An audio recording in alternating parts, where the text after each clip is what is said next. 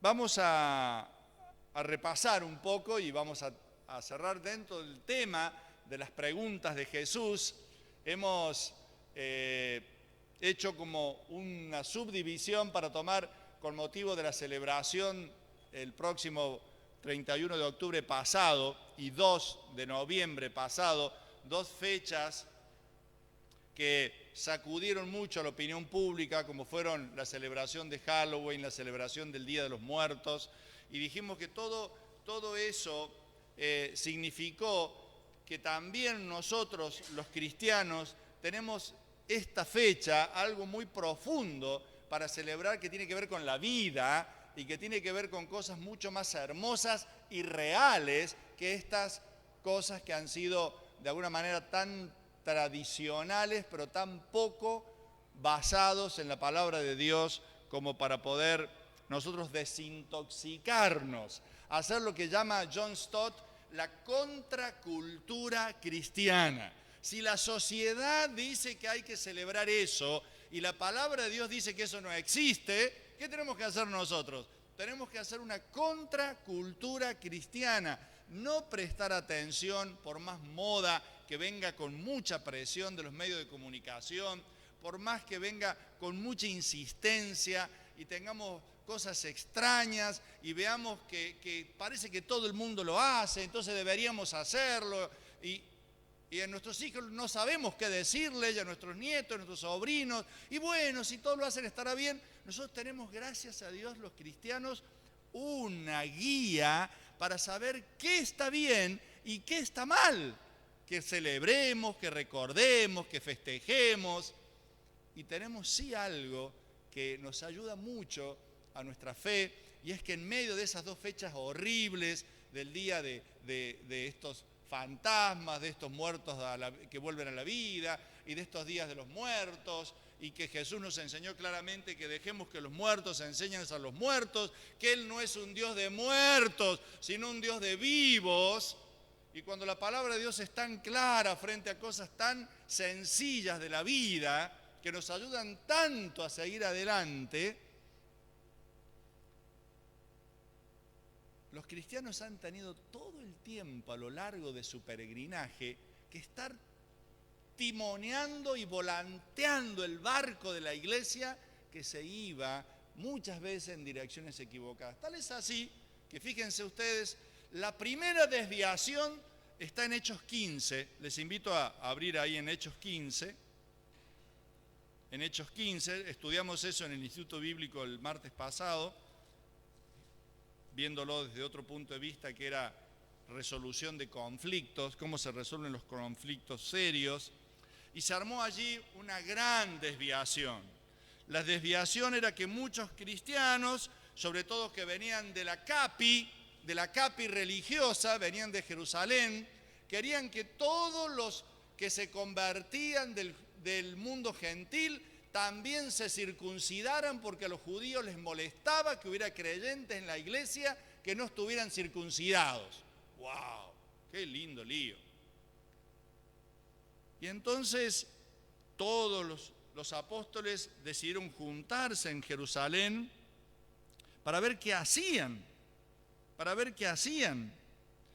Entonces, después de plantearse el problema allí, que es largo, les leo simplemente versículo 13, cuando terminaron de hablar, Santiago dijo: hermanos, óiganme, Simón nos ha contado cómo Dios favoreció por primera vez a los no judíos, escogiendo también de entre ellos un pueblo para sí mismo.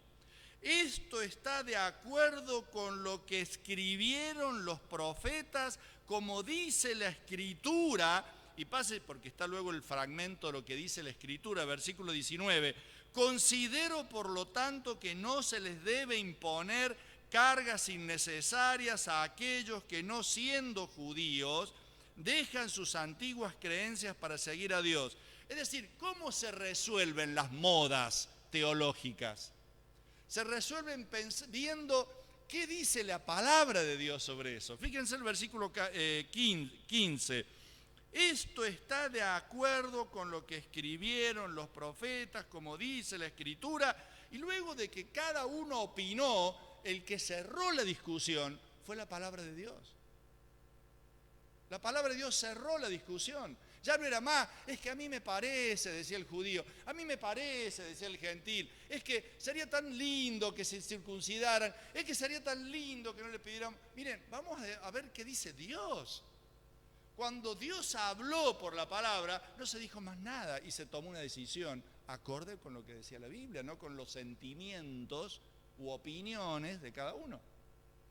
Así que los problemas de desviarnos de la palabra de Dios no son nuevos. Ya en el año 400 de la era cristiana, un teólogo y pastor como San Agustín decía, iglesia siempre reformándose.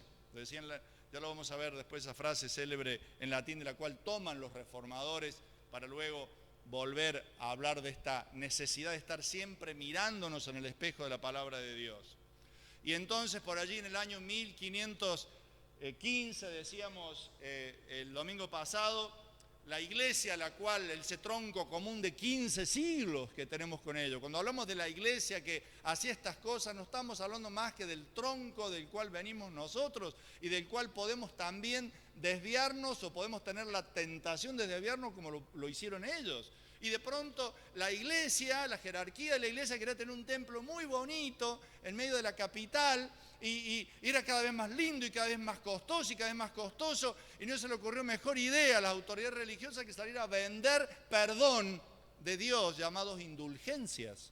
Y decíamos el domingo que llegaba a decir este famoso predicador de las indulgencias de esa misma iglesia cristiana de la que venimos nosotros, Tetzel, llegaba a decir, tan pronto como esa moneda caiga en el cofre de las ofrendas, esa alma va a quedar más limpia que Adán antes de pecar. Y entonces venía la gente, porque en la parroquia donde estaba predicando Lutero, allí en Wittenberg, estas predicaciones no se permitían porque se consideraban heréticas. Entonces él no dejaba que en sus terruños se enseñara esto, pero los miembros de la parroquia, desesperados por tener el perdón de una manera bien práctica, se iban fuera del territorio de la parroquia y volvían a la iglesia y decían, mire, reverendo, ya no necesitamos ninguna cosa, ya no necesitamos pedir perdón, porque miren, ¿sabe qué? Lo compré. Y entonces Lutero, el día 31 de octubre de 1517, clava en la puerta de su iglesia donde enseñaba teología, donde lo habían enviado casi en castigo, en un lugar perdido del imperio por sus enseñanzas que se consideraban por allí peligrosas, y él, luego de haberse convertido 2 años antes, en ese momento en el cual él se encuentra con la palabra de Dios y después de una búsqueda feroz de paz interior, y él encuentra que el justo va a vivir por la fe, que Dios va a declarar justo al hombre por la fe y no por las obras. Y entonces él encuentra paz, encuentra perdón, encuentra en la palabra de Dios lo que no le había dado la religión. Y cuando él clava esas tesis allí, ahí se arma un lío bárbaro. Y entonces se sintetiza todo lo que él dice, esas 95 tesis, en estas 5 afirmaciones que vamos a recordarlas hoy con esta frase muy sencilla que charlamos con Pablo antes del culto, que se llama sola. Se van a acordar esta palabra porque nuestro sermón de hoy se va a llamar sola. Alguien le llama también 5 solas, porque usted ve que alrededor de eso hay un montón de frases que usted no entiende lo que lee, pero esas cosas que él clavó, esas 95 verdades bíblicas que clavó en la puerta de la parroquia donde lo mandaron a enseñar, decía, solo la Escritura, solo la gracia, solo la fe, solo Cristo y solo a Dios la gloria. Por supuesto también el idioma original en el cual se hablaba en ese momento, en el latín. Eso es latín. Ahora, esto se conoció después en teología como las 5 solas. Ya traducido al castellano, solo la Escritura, solo la fe, solo la gracia y solo Cristo. Recordemos algo muy simple, cuando pone eso allí, entonces la máxima autoridad del momento religiosa escribe: un jabalí salvaje ha penetrado en la viña del Señor, y ordenaba que todos los libros de Lutero fueran quemados. Y entonces lo llaman a Lutero en el año 1521, 4 años después que clava las tesis. Y Lutero tenía un miedo bárbaro, porque 100 años antes, en el año 1415, otro hombre que quiso volver a la Biblia los errores de mi iglesia original, de mi iglesia primitiva, lo quemaron en la hoguera y se llamaba Juan Hus. Entonces Lutero, temblando, va a ese lugar, a Worms, y le exigen retractarse de todo lo que había escrito, y él pide un día para pensarlo. Y al otro día él viene y dice: a menos que no esté convencido. Escuche qué parecido a lo que decía el libro Los Hechos, cuando habla allí la palabra de Dios en el libro Los Hechos, en el concilio. A menos que no esté convencido mediante el testimonio de las Escrituras o por razones evidentes, me mantengo firme en las Escrituras. Guárdese eso para toda su vida. A las que he adoptado como mi guía. Mi conciencia es prisionera de la palabra de Dios. Y me fascina esa frase. Por favor, llévesela, póngala en la heladera, arriba de la luz, arriba del gas. Ponga un papelito que diga ahí: soy prisionero de la palabra de Dios y no puedo, ni quiero revocar nada reconociendo que no es seguro o correcto, o actuar contra la conciencia. Dios me ayude. Le habían dado un salvoconducto para que no le hicieran nada, pero nadie garantizaba, porque el mismo salvoconducto que le habían dado a Juan Hus no le había servido para evitar la hoguera. Él no lo queman, y él entonces, luego de que él hace eso, el mismo Worms edita un edicto que dice: Lutero ha de ser tenido por hereje comprobado, nadie ha de prestarle asilo, sus seguidores han de ser condenados, sus libros serán extirpados de la memoria humana. Y él se recluye 12 años ahí en Alemania, protegido, y traduce en esos años de ostracismo. Ya no podía predicar, ya no podía ser maestro de Biblia, ya no podía ser el pastor de esa congregación en Wittenberg. Él está refugiado en un castillo, protegido. Y él se dedica durante 12 años a traducir toda la Biblia del latín al alemán. Y como en ese mismo tiempo se estaba utilizando por primera vez la imprenta, comienza entonces a difundirse la palabra de Dios por todo el mundo a partir de la traducción de un lenguaje que solo entendía la jerarquía religiosa, pero no le entendía el pueblo. Él pone la Biblia al nivel del pueblo para que el pueblo pueda saber si lo que le dicen está en la Biblia o no está en la Biblia, y puedan ser prisioneros no de una religión, sino de la palabra de Dios. Eso es lo maravilloso. Y se resume entonces en estas 5 afirmaciones: solo la fe, solo la Escritura, solo la gracia, que estuvimos viendo el domingo pasado. Y hoy quiero cerrar con estas 2 últimas y agregar un pequeño apéndice sobre la iglesia que les bosquejé el domingo pasado, pero quiero agregarles las 2 últimas que tienen que ver con nuestra celebración de hoy. Para los reformadores, para estos hombres que lucharon, y debemos seguir luchando por volver siempre a ser prisioneros de la palabra de Dios. El culto cristiano tiene 2 cosas que son centrales, y usted debe siempre mirar en cualquier comunidad donde vaya. Usted el día de mañana lo llevan por trabajo, lo llevan por estudio, lo llevan por circunstancias ajenas a su voluntad. Y usted tiene que saber que una iglesia cristiana que tiene que tener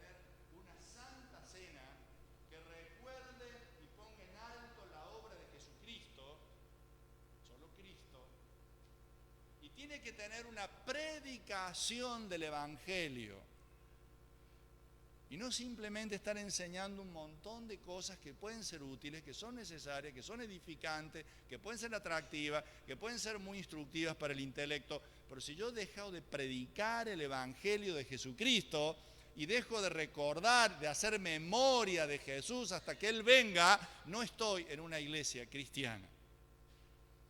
Tiene que predicarse el Evangelio y tiene que ponerse a Cristo en alto. Eso es una iglesia cristiana.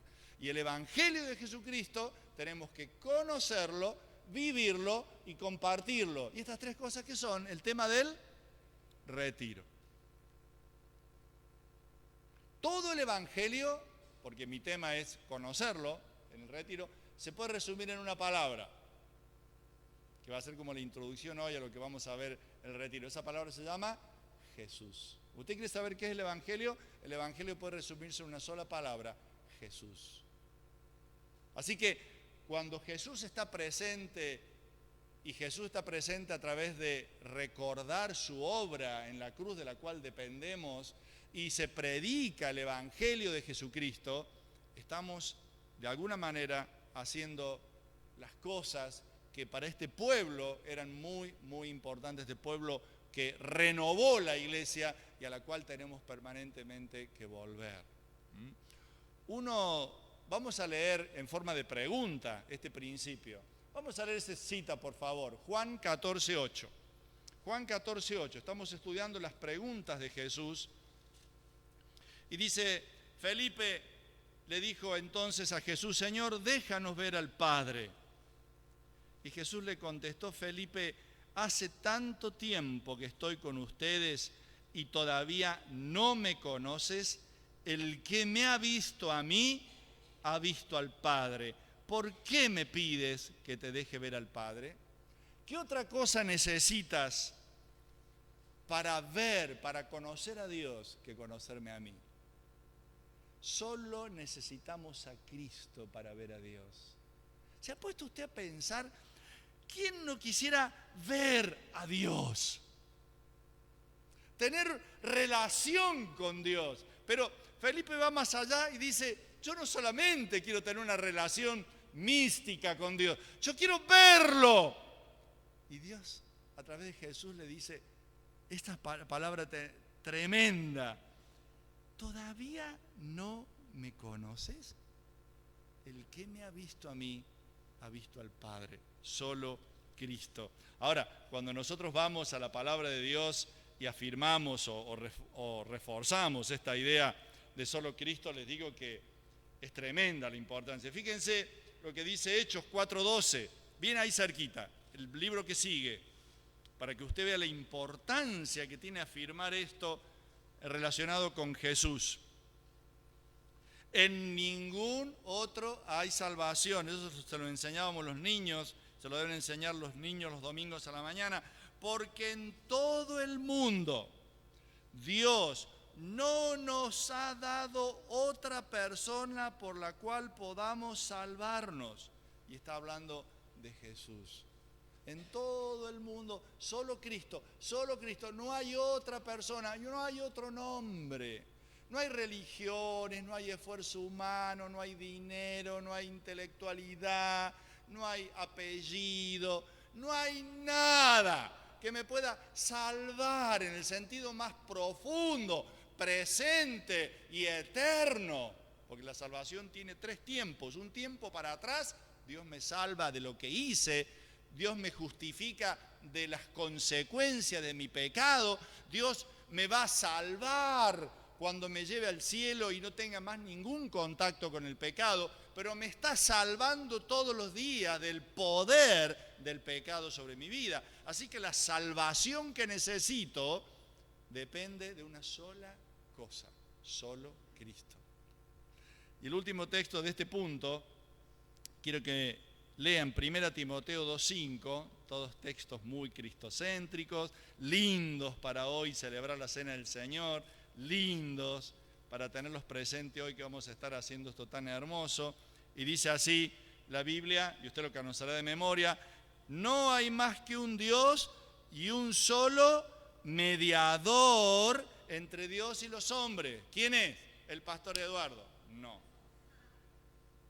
lamentablemente. Porque yo soy amigo de él, así que yo estaría ahí, estaría chochazo, tendría un gancho bárbaro porque sería ahí, haceme una cuñita. No hay nadie, no hay cuña, no hay sobornos. Hay un solo mediador entre Dios y los hombres, Jesucristo. Usted no necesita de intermediarios. Tremendo. Este fue uno de los grandes aportes de la Reforma. No necesitamos intermediarios para ser salvos y para hablar y ver a Dios. El que me ha visto a mí, ha visto al Padre. Qué hermoso, qué hermoso. ¡Wow! Qué tremendo, ¿no? Qué palabra. El siguiente punto de las 5 solas y el último de las 5 solas tiene que ver con solo a Dios la gloria. Solo a Dios la gloria. Hay muchísimos textos muy hermosos. Por favor, Juan capítulo 1, versículo 38. Vamos a leerlo. Ahora ya vamos a volver sobre Juan 1:38 porque quiero reflexionar simplemente con ese versículo un poquito enseguida. Los 2 seguidores de Juan, dice el versículo 37, oyeron decir esto y siguieron a Jesús. Habían escuchado, miren, este es el Cordero de Dios. Jesús se volvió y al ver que lo seguían les preguntó, y estamos hablando de las preguntas de Jesús, ¿qué están buscando? ¿Qué están buscando en la vida? ¡Qué pregunta profunda! Ya vamos a reflexionar sobre eso. Acompáñenme a Judas 24. Este no es Judas que traicionó a Jesús, Este es otro Judas, el Judas apóstol de Jesús. Había 2 Judas en el grupo de discípulos de Jesús. Y dice el último versículo, el 24, o el penúltimo. Al Dios único, Salvador nuestro, antes de Apocalipsis, justo antes de empezar Apocalipsis, que tiene poder para cuidar de que ustedes no caigan y para presentarlos sin mancha y llenos de alegría ante su gloriosa presencia. A Él sea la gloria, la grandeza, el poder, la autoridad, antes, ahora y para siempre. A Él sea la gloria. La gloria no debe ser para ningún hombre, ninguna iglesia, ningún pastor. Ahora están de moda los apóstoles entre las iglesias evangélicas. ¿Qué es eso? Resulta que hay muchos pastores que ya el nombre de pastor parece que no les queda medio chico. Entonces ahora está la moda de hacerse llamar apóstoles. Y apóstol es una palabra que hemos estado usando a lo largo de la teología y de la enseñanza cristiana durante muchos años como sinónimo de misionero, porque significa enviados. Entonces ahora hay muchos superpastores que, como queda feo llamarse superpastores, han creado el nombre de apóstoles. Y entonces, cuando ellos llegan a las iglesias, estos apóstoles, la gente les ofrenda y les pone dinero en los bolsillos, del saco, del pantalón, porque están sembrando prosperidad en los apóstoles para sus propias vidas. Esto es lo que está enseñando. Miren si no hace falta que la iglesia esté siempre reformándose. A Él, versículo Judas, sea la gloria. Tremendo, todo el tiempo nuestro corazón perverso se aleja de esto. A Él sea la gloria, la grandeza, el poder, la autoridad. A Él, solo a Dios la gloria. Eso nos tiene que entrar hondo, mire, eso nos tiene que entrar hondo.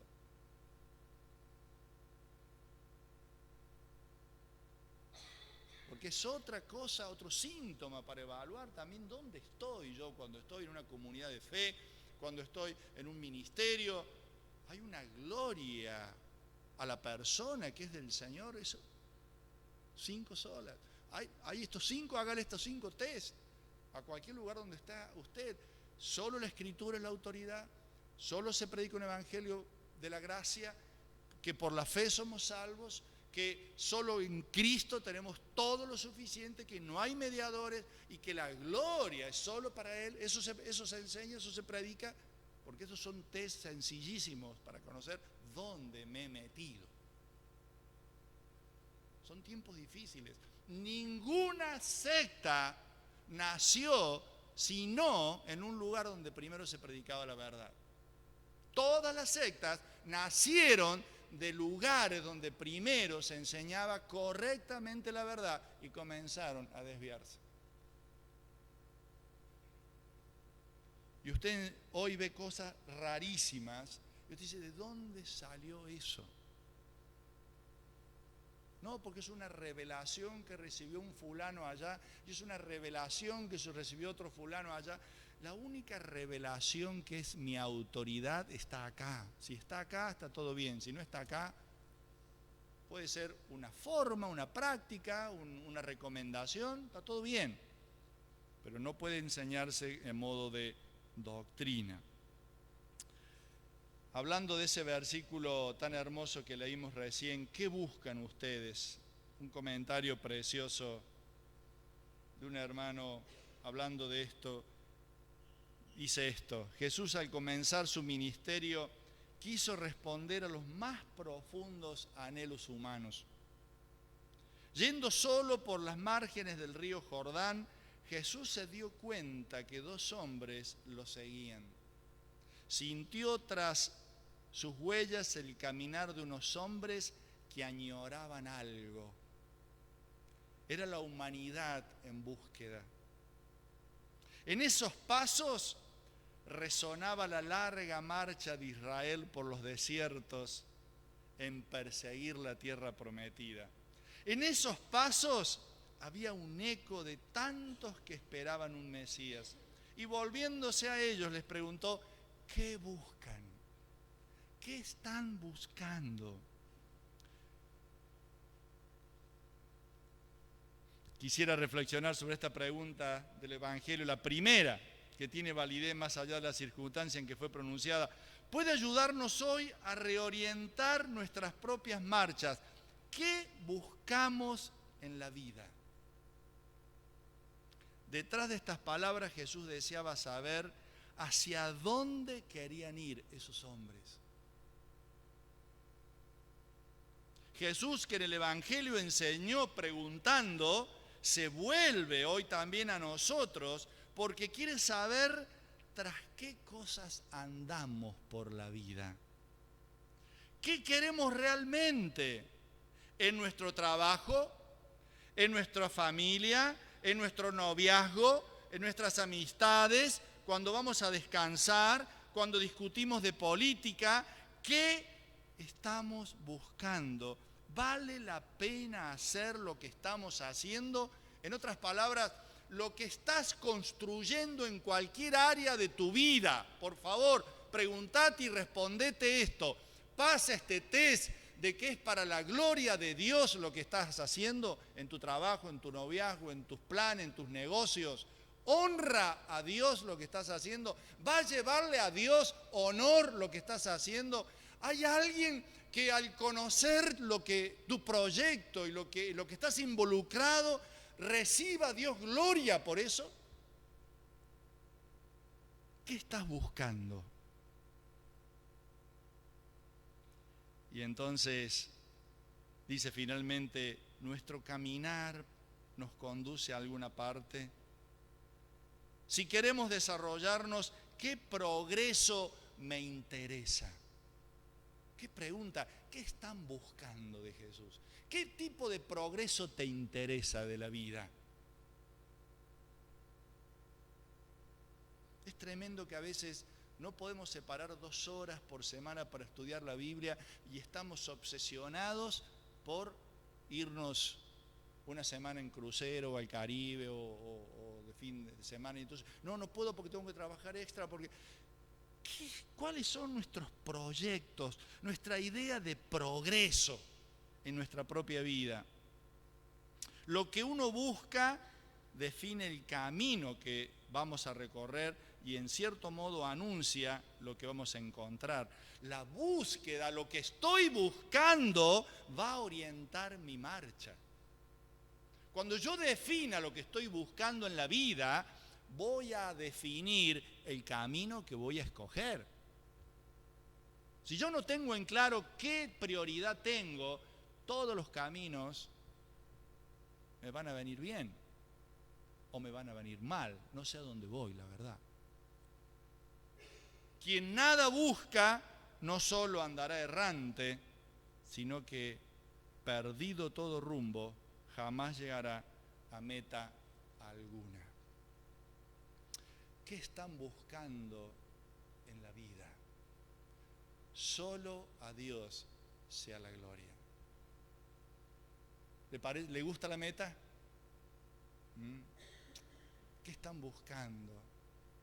Y esos discípulos de Juan el Bautista entendieron que había llegado el momento de un salto de calidad en su vida espiritual. Había llegado el momento de cambiar. Y Juan era maravilloso. Juan era el último de los profetas, pero Jesús era lo que habían estado esperando. Y a veces nos conformamos con los Juanes Bautistas y Jesús quiere darnos otro nivel de vida para cada uno de nosotros. ¿Qué estás buscando? Voy a hacer un paréntesis acá antes de cerrar, porque uno de los puntos, voy a pedirle a Nati que pase. Nati es música, estudia composición, está justamente ahora estudiando a Bach. Y ustedes saben que una de las cosas que también le dio mucha importancia a los reformadores fue la presencia de Cristo en la cena del Señor, la predicación del Evangelio, y también le dio mucha importancia al canto y la música en el culto, porque era una forma en la cual todo el pueblo participaba. Ya no era una jerarquía actuando adelante, haciendo todo, ¿no? y tomándose el vino y haciendo todo lo que hay que hacer, y todos ahí pasivamente no hacían nada, sino que el culto reformado le dio una vida a toda la congregación y cantaban y alababan. Y este hombre, Bach, Händel, convertidos a Cristo, Händel, el autor nada menos que la Aleluya de Händel, cuando terminaban sus composiciones, escribían SDG, solo a Dios la gloria. En latín también se pronuncia con las mismas iniciales. Solo a Dios la gloria. Eran unos monstruos de la música, eran unos genios de la música. Sin embargo, cuando terminaban sus obras tremendas, en esa época los músicos tenían unos egos gigantes así, eran como estrellas de cine. Vivían fastuosamente en las cortes de los reyes. Pero cada vez que Händel y cada vez que Bach terminaban una composición, escribían al final: solo a Dios sea la gloria. Y yo quiero que escuchen algo de lo que interpretaba o de lo que compuso Bach, en este caso a través de Nati.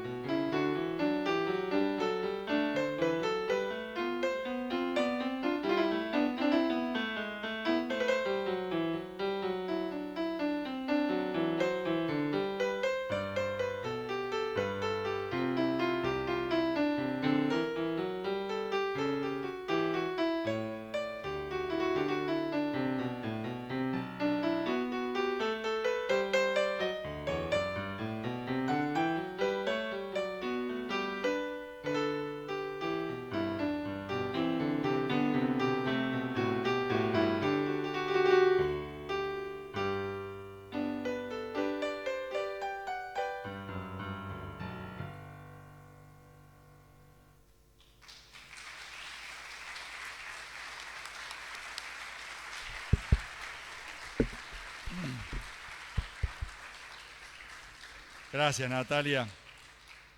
De paso le digo que estamos preparando a las hermanas que más saben de música en la iglesia. Este año, Navidad, vamos a hacer una campaña, un concierto de Navidad. Va a ser un concierto de Navidad. Así vamos a invitar a las personas a escuchar música y va a ser música con predicación.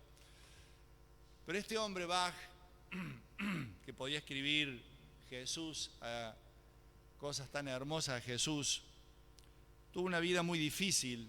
Él perdió a su papá y su mamá a los 10 años. Tuvo 20 hijos, porque su primera esposa fallece, de la cual había tenido 8 hijos. Tuvo una segunda esposa, de la cual no había televisión en la antigüedad, acuérdense, no había internet, no había WhatsApp, así que ni joystick, ni PlayStation. De sus 20 hijos, mueren 10. 10 hijos mueren pequeños en los primeros años de vida. Y a diferencia de Händel, él tiene menos suerte y no es tan famoso, y no solo compone cantatas para la iglesia para la que trabajaba, lo que usted escuchó recién, lo hacía Bach cada domingo, mucho más largo, para acompañar con una cantata, es decir, que componía música y letra para un coro, para ilustrar el sermón del domingo. Así que le preguntaba al pastor Eduardo la semana anterior: Pastor Eduardo, ¿de qué va a predicar el domingo que viene? Y voy a predicar de Juan 3:16. Muy bien. Entonces Bach preparó durante muchos años una cantata para el domingo para ilustrar a través del canto y la música Juan 3:16. Pero como pasaba hambre, tenía que componer para también lo que llamaremos hoy trabajo secular, así que también tenía que hacer trabajo secular. Así que a diferencia de Händel, no era tan famoso, y en medio de todo ese contexto de orfandad en su niñez, de pérdidas queridas, de necesidades materiales, que pensamos que nos aplastan, que nos roban la alegría, la esperanza, él compone una de sus obras más extraordinaria, que se llama Jesús, alegría del hombre. Jesús, alegría del hombre. Así que recordemos esto, porque de alguna manera lo que nosotros estamos diciéndoles es que en esta iglesia, que entre los años 23 y 50, Juan Sebastián Bach componía para acompañar e ilustrar el sermón, para que esa palabra de Dios tuviera todo el acompañamiento para llegar al alma. ¿Saben por qué? Porque él pensaba que la gloria de Dios, la persona de Dios, merecía lo mejor de todo su talento. Y ese monstruo tocó ahí años y años, y hoy si alguna vez usted va a la ciudad de Leipzig, en Alemania, va a ver el lugar donde él tocó tantos años, acompañando el sermón de cada domingo, y donde hoy descansan sus restos. Vamos a orar al Señor antes de participar de la Santa Cena. El pastor Eduardo nos va a acompañar, pero yo quiero invitarte en esta noche a tomar la decisión de que pongas esas iniciales en tu corazón: SDG, solo a Dios la gloria. Y pensá aquello que tenés hoy que decidir, que no le da gloria a Dios. Esa relación que tenemos que cortar, esa actividad en la que estamos involucrados y no da gloria a Dios. Amistad, noviazgos, amigobios, cosas en las cuales invertimos también mucho tiempo. Hoy los medios de comunicación, hoy todo lo que tenga que ver con internet, todo lo que tenga que ver con distraernos, perder el tiempo, el sueño, las fuerzas. Solo a Dios la gloria. Padre, en esta tarde tan hermosa donde vamos a tomar de estos símbolos, queremos que tú grabes en nuestro corazón estas sencillas verdades de tu palabra. Solo la fe, solo la Escritura, solo la gracia, solo Cristo y solo a ti la gloria. Gracias por lo que vamos a hacer ahora, que sintetiza de una manera muy clara todo lo que queremos decir. Y lo dice mucho mejor con esta manera tan simple que tú tienes de hablarnos, de dejarnos estas señales, estos memoriales. Gracias por esto que vamos a hacer ahora. Gracias por este momento sagrado de nuestra vida, que es estar en familia en tu presencia. Gracias por este tiempo de fiesta para el alma, que es estar aquí. Gracias por estas canciones que podemos cantarte como familia. Gracias por esta palabra bendita, tremenda, poderosa, que hemos podido abrir y guardar en nuestro corazón. Qué cosas trascendentes hemos hecho hoy para nuestra vida, para progresar en serio en la vida, para encontrarle el camino en serio a la vida, para poder responderte qué estamos buscando en este mundo. Padre, gracias por ayudarnos en esta hora que estamos aquí en tu casa, a contestarte tus preguntas más profundas hacia nosotros. Que hoy podamos salir de aquí sabiendo claramente qué estamos buscando.